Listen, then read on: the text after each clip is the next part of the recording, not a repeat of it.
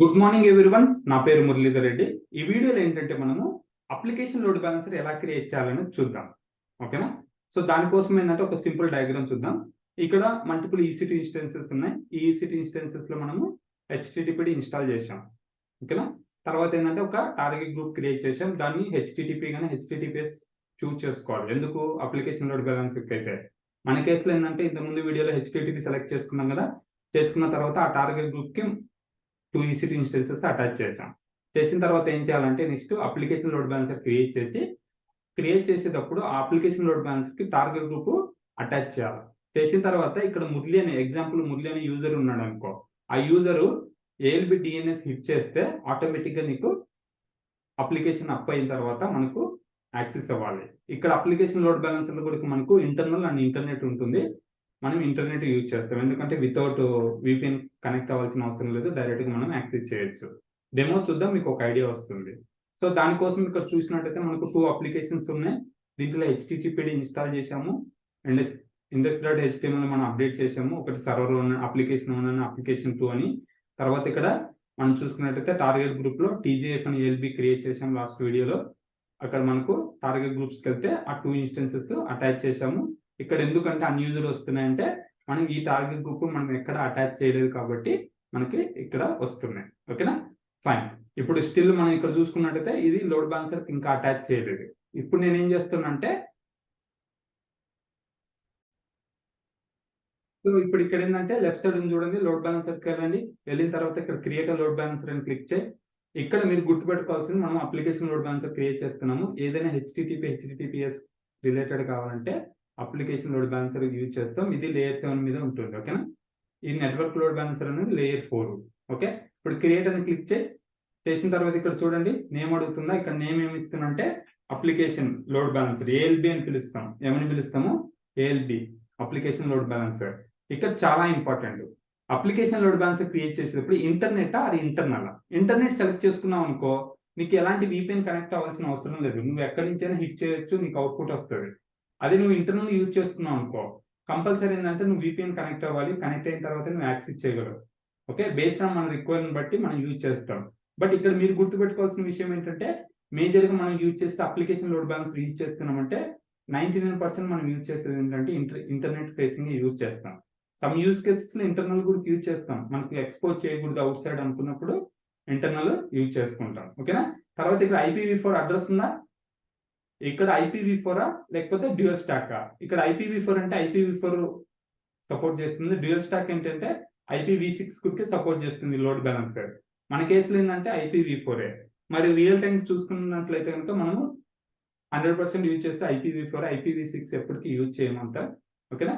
తర్వాత ఇక్కడ ప్రోటోకాల్ ఉందా? ఇక్కడ చాలా ఇంపార్టెంట్. మనం సెలెక్ట్ చేసుకున్న లోడ్ బ్యాలెన్సర్ సెలెక్ట్ చేసుకున్నప్పుడు మనకు 2 ఆప్షన్స్ వస్తాయి. ఒకటి HTTP, 2 HTTPS. ఇక్కడ HTTP చూడండి 80 పోర్ట్ నెంబర్. అదే HTTPS యూజ్ చేసుకున్నావు అనుకో 443. HTTPS యూజ్ చేసుకున్నావు అంటే నువ్వు సర్టిఫికేట్ అనేది అటాచ్ చేయాలి, SSL సర్టిఫికేట్ అటాచ్ చేయాలి. మన కేసులో ఇప్పుడు ఏంటంటే HTTP యూజ్ చేస్తున్నా. మరి రియల్ టైంలో HTTP యూజ్ చేస్తామా HTTPS యూజ్ చేస్తామంటే యూజ్ కేసెస్ని బట్టి, బట్ మోస్ట్లీ మనం యూజ్ చేసేది HTTPS. ఓకేనా? తర్వాత అవైలబుల్ జోన్స్ ఇక్కడ చాలా ఇంపార్టెంట్. ఇక్కడ మనం ఏం చేయాలంటే 1A 1B సెలెక్ట్ చేసుకుంటున్నా. ఎందుకంటే టార్గెట్ గ్రూప్ లో కూడా నేను 1A 1B ఇన్స్టెన్సెస్ అటాచ్ చేసిన.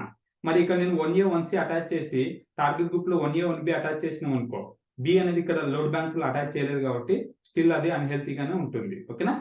ఫైన్. తర్వాత ఇక్కడ చూసుకున్నట్లయితే మిగతా ఆప్షన్స్ అవసరం లేదు. ఒక ట్యాక్స్ పెట్టాలనుకుంటే ఇక్కడ ట్యాక్స్ పెడదాం. ఇక్కడ నేనేమి ఇస్తున్నాను, నేమ్ ఇచ్చి ALB అని ఇస్తున్నాను. ఇచ్చిన తర్వాత కాన్ఫిగర్ సెక్యూరిటీ గ్రూప్స్కి వెళ్ళండి. ఇక్కడ గుర్తుపెట్టుకుని కాన్ఫిగర్ సెక్యూరిటీ సెట్టింగ్స్ లో మనకు ఎర్రర్ చూపిస్తుంది. ఎందుకు ఎర్రర్ కాదు, వార్నింగ్ లాగా చూపిస్తుంది. ఏంటి? మనం HTTPS యూజ్ చేయలేదు, HTTP ఇది నాట్ సెక్యూర్. HTTPS యూజ్ చేయాలి. అది యూజ్ చేయాలంటే కంపల్సరీ మనకి SSL సర్టిఫికేట్ కావాలి. ఇక్కడ మీకు ఇగ్నోర్ చేయండి. నెక్స్ట్ కాన్ఫిగర్ సెక్యూరిటీ గ్రూప్స్ ఉందా? ఇక్కడ చాలా ఇంపార్టెంట్. ఇక్కడ మనకు load balancer security group create చేస్తున్నాం. ఇక్కడ నేను ఏమి ఇస్తున్నాను, ALB అని ఇస్తున్నా. ALB-SG అని ఇస్తున్నా. SG అంటే ఏంటి? Security group. ఇక్కడ మీరు గుర్తుపెట్టుకోవాల్సింది ఏంటంటే మనం చూజ్ చేసుకున్న SSL బట్టి, చూజ్ చేసుకున్న లోడ్ బ్యాలెన్సర్ బట్టి, టైప్ని బట్టి, HTTP ప్రోటోకాల్ని బట్టి మనం ఇక్కడ ఆటోమేటిక్ గా సెలెక్ట్ చేసుకోవాలి. మనం చూస్ చేసుకున్న హెచ్టిటిపి కాబట్టి 80 అనేది పోర్ట్ నెంబర్ ఎనేబుల్ చేయాలి. ఒకవేళ నువ్వు 443 యూజ్ చేసినావు అనుకో, 443 అనేది ఎనేబుల్ చేయాలి హెచ్టిటిపిఎస్. ఇక్కడ కస్టమ్ ఉంది చూసావా సోర్స్ దగ్గర, ఇది కంపల్సరీ ఉండాల్సిందంటే 0.0 ఉండాలి. గుర్తుపెట్టుకున్న అప్లికేషన్ లోడ్ బ్యాలెన్సర్ కి మస్ట్ అండ్ షుడ్ బి మనం పెట్టాల్సిందంటే 0.0, అదర్వైజ్ లోడ్ బ్యాలెన్సర్ వర్క్ అవ్వదు.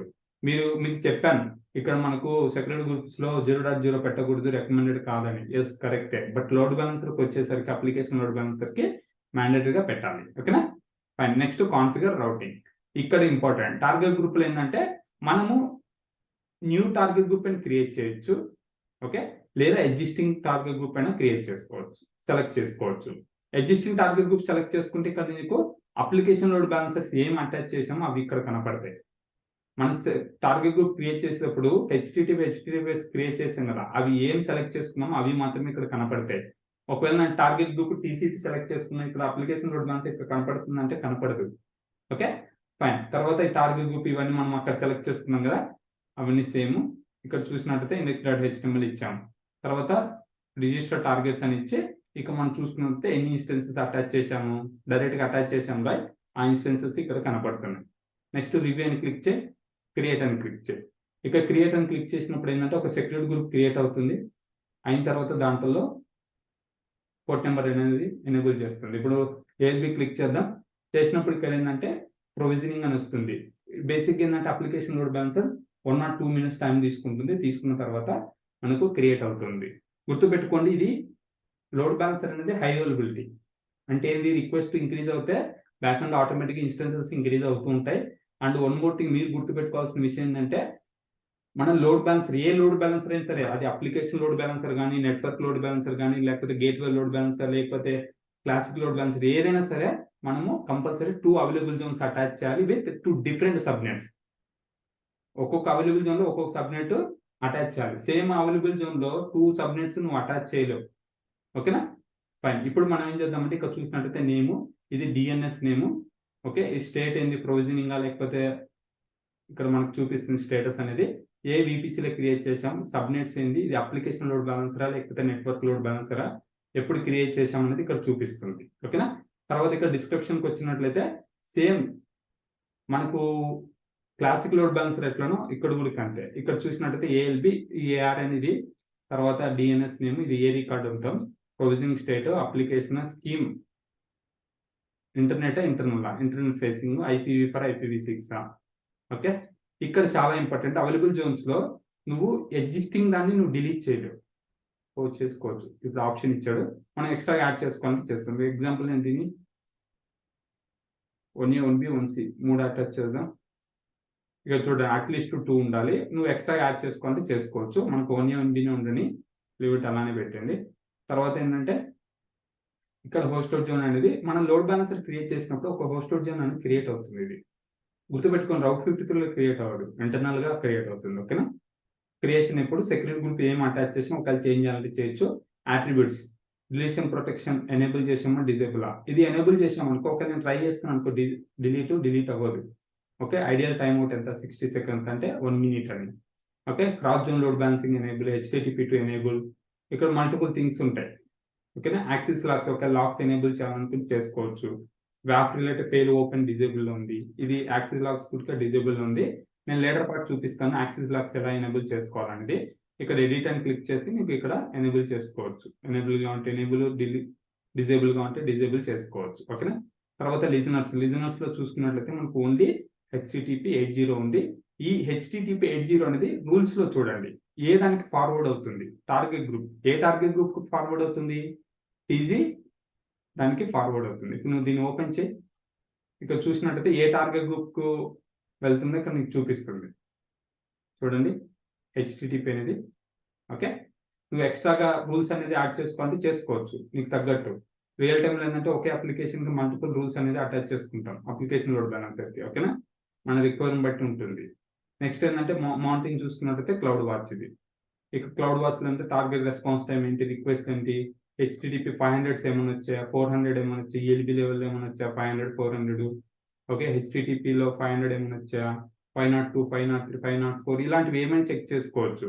సమ్ యూస్ కేసెస్ ఏంటంటే డెవలపర్స్ కానీ లేకపోతే QA టీము ఎవరో ఒకరు రీచ్ అవుట్ అవుతారు, హే మురళి నాకు లోడ్ బ్యాలెన్సర్ నా అప్లికేషన్ వర్క్ అవ్వట్లేదు 502 వస్తుంది ఒకసారి చెక్ చేయవా అని. అలాంటప్పుడు ఏంటంటే ఈ లోడ్ బ్యాలెన్స్ లెవెల్లో కూడా మనం చెక్ చేసుకోవాలి. ఏదైనా ఇక్కడ మనకు చూపిస్తుంది స్పైక్ అనేది ఇక్కడ చూపిస్తుంది 502 ఉన్నాయా 501 ఏంటని. ఒక లోడ్ బ్యాలెన్స్ లెవెల్ ఇష్యూస్ ఉంటాయి. 99% ఏంటంటే లోడ్ బ్యాలెన్స్ లెవెల్ ఇష్యూస్ అనేవి ఉండవు.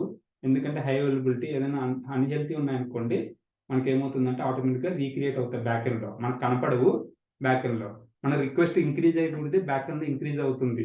ఓకే, అందుకోసం ఎలాస్టిక్ అంటారు. ఓకే, ఇక్కడ మనకు అప్లికేషన్ లోడ్ బ్యాలెన్సర్ ఇక మనం చూసుకున్నట్లయితే యాక్టివ్ అని వచ్చిన ఇప్పుడు ఇది మనకు వర్క్ అవుతుందా లేదా ఎలా తెలుసుకుంటామంటే ఎన్ఎస్ లుక్అప్ ఉందా, ఎన్ఎస్ లుక్అప్ ఓపెన్ చేయండి. మీరు విండోస్లో ఓపెన్ చేస్తే ఎన్ఎస్ లుక్అప్ ఒకవేళ ఇన్స్టాల్ అయి ఉండకపోతే ఇన్స్టాల్ చేసుకోండి. ఇప్పుడు నువ్వు ఆ యూఆర్ఎల్ డిఎన్ఎస్ నేమ్ ఇస్తే నీకు ఇక్కడ 2 ఐపీస్ వస్తాయి, ఎందుకంటే 2 సబ్నెట్స్ అటాచ్ చేశాను కాబట్టి. ఓకే, ఇక్కడ చూడండి ఇట్లా వచ్చిందంటే పర్ఫెక్ట్ నీ లోడ్ బ్యాలెన్సర్లో ఎలాంటి ఇష్యూ లేనట్టు మీకు వర్క్ అవుతుంది. ఓకేనా.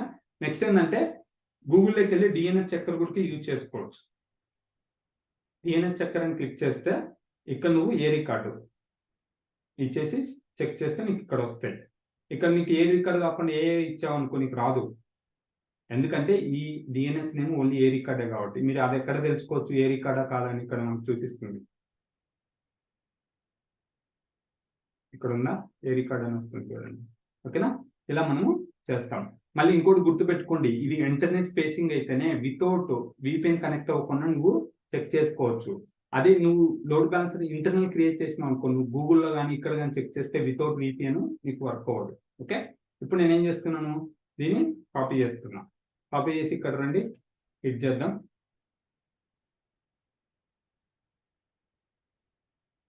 ఇంకా అప్లికేషన్ రానట్టుంది. Okay, /index.html let me see.